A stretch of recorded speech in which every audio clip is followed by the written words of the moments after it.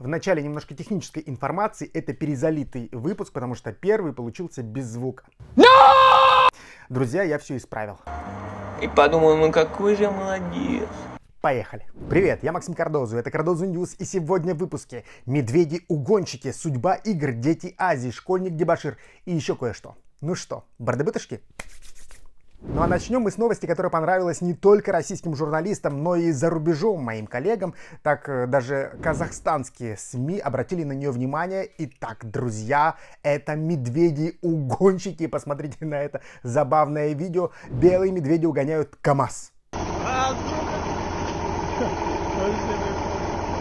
Разные источники говорят, что это было снято в Якутии, на острове, например, Новая Земля. И очень хорошо в кадре видно, что это какая-то армейская база. Вот видите, там такая надпись «Армия России», и, скорее всего, это военная база. На этом любительском видео хорошо видно, как медведи преследуют машину, которая то ли едет сама, то ли там есть шофер или нет. Или вот она вдруг сорвалась, и животные за ней идут. А один самый дерзкий медведь пытается даже залезть в кузов. У него не получается, и он очень смешно на задних лапах идет за ней.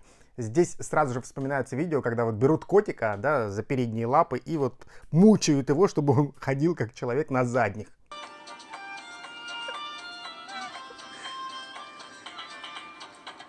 Но это далеко не котик, друзья. Далеко не котик. Видео этой необычной гонки сразу же разлетелось по сети, конечно же. Ну и люди начали думать вообще, почему медведи преследуют эту машину. И некоторые выдвинули теорию, что там в кузове находится мясо, то есть какая-то еда, и они пытаются до нее добраться. Это у нас кормежка медведя с утра. Ну а пока на севере обсуждают и наблюдают за белыми медведями, в центре Якутска решили разобраться с бродячими лошадями. Ты хоть то, что сказал, понял? Вы не ослышались, друзья, не с бродячими собаками, а с лошадьми. В центре города легко можно встретить пасущихся коней, причем они облюбовали самые смачные знаковые места, самый центр, чтобы прям было у всех на виду. Это здание администрации города, то есть у мэрии, и у дома правительства. Вот там вот они пасутся. Четко. Получается у вас. Выглядит это достаточно крипово, друзья. Все-таки Якутск — это достаточно крупный город, больше 300 тысяч человек. И вот такое соседство, оно очень необычно выглядит. И в одном из своих выпусков я тоже об этом говорил. Ну и вот теперь люди говорят, что это не только выглядит странно, это еще может быть и опасно, особенно для детей, которые могут взаимодействовать с животными. И на этой неделе появилась информация, что власти города действительно задумались об этой проблеме и решили как-то изолировать этих животных, выделить им какие-то пастбища подальше от центра, чтобы не мешали, чтобы не мозолили глаза. Видимо, огородить, и чтобы все вот животные бродячие находились там, потому что каких-то бесхозных лошадей нет, все они на учете, у всех есть владельцы, и их в городе оказывается больше 3000. Продолжая тему бродячих животных, в паблике Джики появилось вот это видео.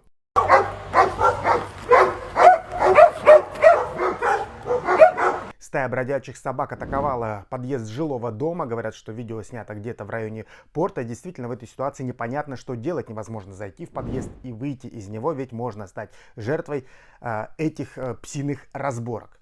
И в данной ситуации, конечно же, четко становится понятно, что бродячие лошади — это не проблема абсолютно, а действительно вопрос, который требует решения и срочного — это бродячие собаки. Надеюсь, скоро ни бродячих лошадей, ни бродячих собак мы не увидим в городе Якутске. Ну а с бродячими медведями я даже не знаю, что делать. Следующая новость не такая веселая, друзья. Я хочу вас сразу предупредить, но о ней написали практически все главные издания в нашей стране. Не только вот в Якутии. Так вот, в Абыйском районе ученик 10 класса напал на учителя в школе. Произошел конфликт между ним и 30-летним педагогом на уроке литературы или русского языка. Этот парень получил замечание на уроке от учителя. Ему это не понравилось, они повздорили, он вышел из кабинета, причем не ушел домой, а дождался, когда выйдет учительница из кабинета, из класса в коридор, и ударил. Причем ударил так сильно, что разбил ей нос. Ее пришлось госпитализировать, и есть подозрение на перелом носа. Это какой-то позор?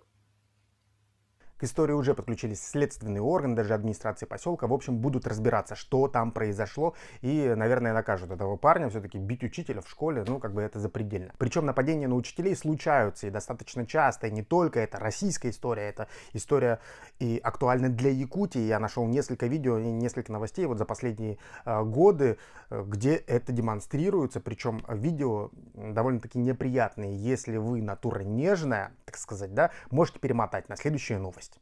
Ну а всем остальным смотреть. Это видео было сделано в 2016 году в Нерюнгринском колледже. Один из учеников нападает на своего преподавателя. И слава богу, что преподавателя спасают другие же парни.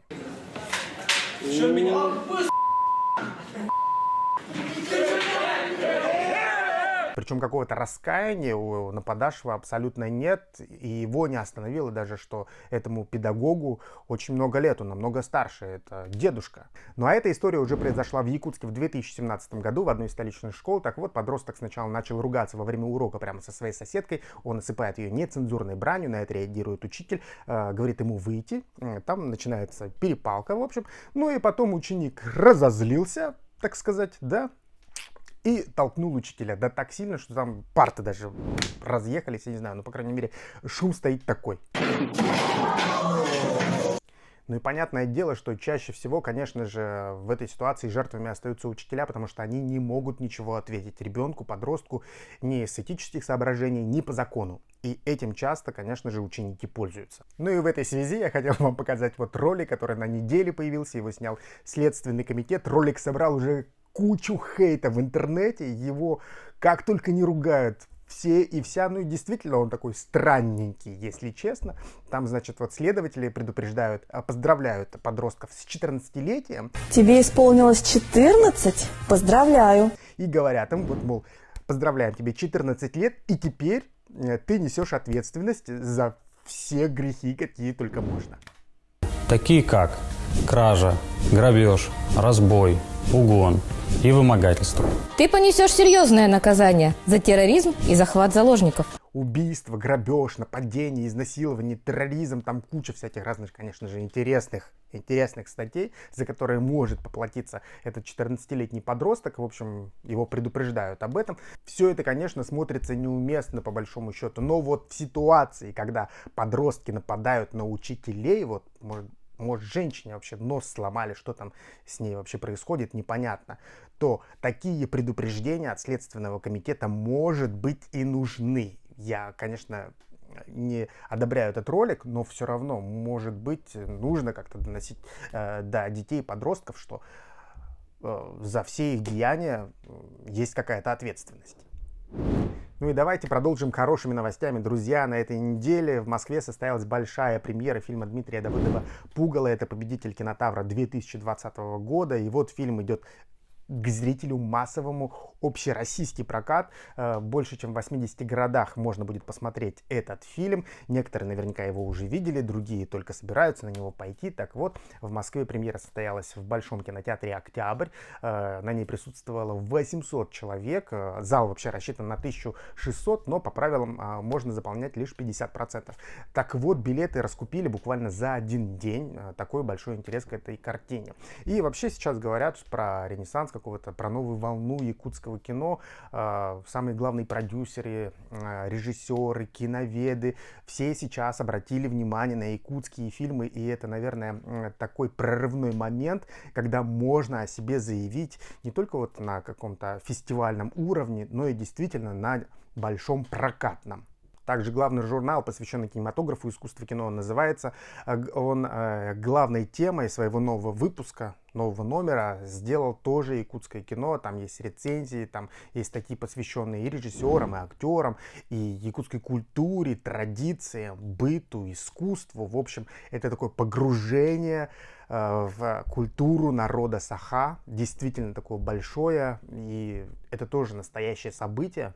Также на неделе появилась информация, что фильм Коста Самарсана «Новый Ичи» продолжает свою фестивальную судьбу. Он заявлен на Амстердамский кинофестиваль и будет там претендовать на какие-то награды. Будем тоже ждать вестей с полей. Ну а также в апреле в Москве пройдет большая премьера Тыгын Дархана, тоже все ждут. И еще немного хороших новостей, друзья. На этой неделе появилась информация, что Дети Азии 2022 года могут пройти во Владивостоке. Об этом заявил губернатор Приморского края. Он сказал, что нужно подготовить какую-то документацию, нужно посмотреть спортивные объекты, и было бы прекрасно принять у себя эти масштабные мероприятия. Этот спортивный фестиваль, и это классно, потому что до последнего времени было непонятно, что с этой спортивной франшизой, которая родилась в Якутии, было бы дальше, потому что ее история и судьба висела на волоске. Мы все помним, что игры в 2020 году должны были пройти в Монголии, в Улан-Баторе. Об этом заявили еще в 2016 году в Якутске на церемонии закрытия очередных игр Дети Азии. Значит, все красиво, передача флага, полномочий, 3 года врача обсуждали, все было круто и классно, и вдруг Монголии сказали: а нет, мы не будем проводить ваши игры Дети Азии. Спасибо большое. Совпадение? Не думаю. Вместо них в сентябре 2020 года они хотели провести другие тоже спортивные мероприятия, на которых соревнуются дети до 18 лет. Это так называемые международные зеленые игры под эгидой ЮНЕСКО. В чем там разница, где игры Дети Азии, где ЮНЕСКО? Просто вот Дети Азии ограничиваются азиатским таким континентом, конечно же, а вот ЮНЕСКО, там могут участвовать все 195 стран, которые входят в это ЮНЕСКО. В общем, масштаб типа больше. И вот они решили, так сказать, переобуться в полете и кинуть Республику Саха-Якутия и Дети Азии вместе с ними. И было вообще непонятно, что с этими играми будет, потому что организаторы и оргкомитет пытались перекинуть и в Арабские Эмираты вроде бы, чтобы, ну это было все в 2019 году еще, в Арабские Эмираты, чтобы провели эти соревнования. И потом как-то это все на нет сошло. Ну и здесь случился ковид в 2020 году. Вообще ничего не происходило. Ни Дети Азии, ни эти зеленые игры никому оказались не нужны. Так вам и надо, скажу я вам. Я просто похлопаю. Хорошо, что наконец-то решилась какая-то их судьба, и они будут проходить во Владивостоке. Это тоже новый уровень, когда эти соревнования, придуманные у нас, выйдут уже за пределы Якутии. Ну, теперь во Владивостоке. Ну, а дальше, может быть, действительно и другие страны тоже подхватят эту прекрасную инициативу. И здесь можно только радоваться. Друзья, я так понимаю, соревнования будут проходить по летним видам спорта. Уже 22 категории обсудили.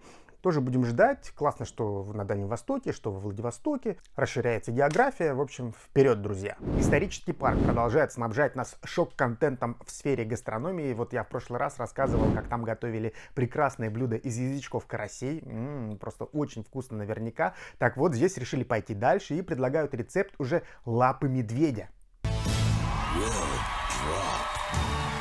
Ссылочку на видео я обязательно оставлю в описании. Переходите, смотрите на рецепт. Может быть, кто-то действительно отважится и приготовит это блюдо. Но вот там в этом ролике рассказывается не только о рецептуре, но также о традициях народа Саха, о том, как охотились раньше на медведя и что вообще значит медведь как тотемное животное для якутов. Очень интересно и с исторической точки зрения, и с гастрономической.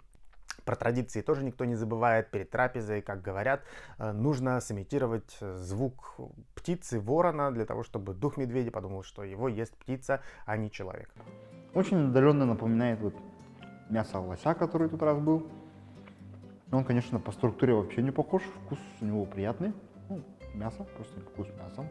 И, на мой взгляд, в историческом парке тоже делают крутые вещи. Они рассказывают про интересные рецепты, которые будут востребованы и привлекут внимание за пределами республики и тех людей, которые хотят вот этой вот гастрономической экзотики. И Якутии здесь тоже есть чем удивить. На этом у меня все, друзья. Подписываемся, нажимаем на колокольчик для того, чтобы не пропустить новые видео. Надеюсь, их будет появляться все больше и больше. Это будут не только новости, но и топчики, например, и интервью. Буду их снимать. Ну, также от вас лайки и комментарии. Всем пока!